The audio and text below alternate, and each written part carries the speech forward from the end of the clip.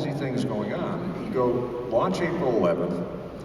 The explosion happens on the 13th. The splashdown wasn't until the 17th of April. Did that feel like about, oh, I don't know, 40 months? Was there time to think about that? And then woven into that, and you can just jump in on this.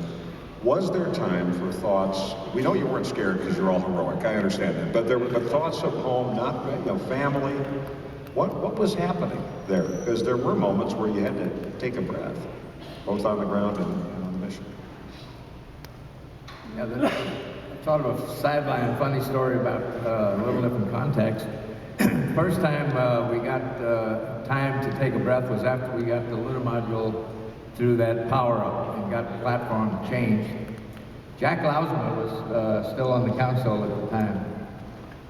Just a little bit of background. Before the missions, we did what we call integrated sims, where we were in a simulator tied to mission control.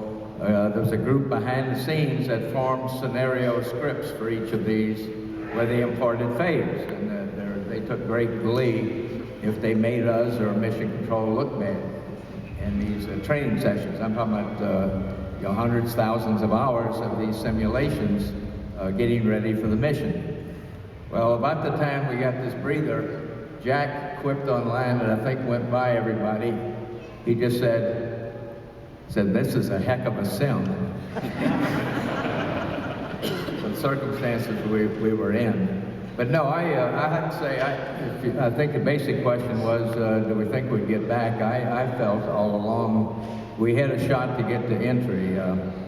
I had done some grocery store arithmetic, Jim had asked me, and I had again watered the critical commodity. I had us running out about 5 hours before that time to plan entry interface. I had data from LIM 5 that had flown Apollo 11, where they turned off the water valve and we watched that vehicle die. And the first critical element on that LIM failed at about 8 hours with the water turned off. So I figured we had 3 hours margin. So I didn't worry about that. The one thing I had not thought about at all was a lithium cartridge. And I thought of it as a consumable to cleanse the air. So I didn't even think of calculating that, but I wouldn't have had to calculate it because we did not have enough in the LIM. In fact, our spare cartridge was down on the mesa down below, which we were going to retrieve after the first EVA, and even that would not have been enough of that supply. So I really felt we would get back, certainly to a point to attempt an entry all along. And again, it was just the faith in the team that I had seen and worked with and seen work through missions as indicated. Every mission had problems. In fact, if you look at Appendix F and the total Apollo mission report, which is a very thick document, and it lists in that report, in that appendix, all the anomalies or failures on each of the flights. They're all listed. And if you ignore Apollo 8 and 9, Apollo 8 and 9 did 7 and 8 that did not have 2 spacecraft, only 1 spacecraft. But if you look at all the other missions, Apollo 13 had the second least of the number of anomalies or problems on flights. So it really was a system, a process, and a team that was geared to handle. That was the business at hand. All through training, I think a couple of weeks before flight, they normally give us a training session or 2 with nothing happening, so we'd kind of get a feel for the real, hopefully, what was going to happen in a real flight.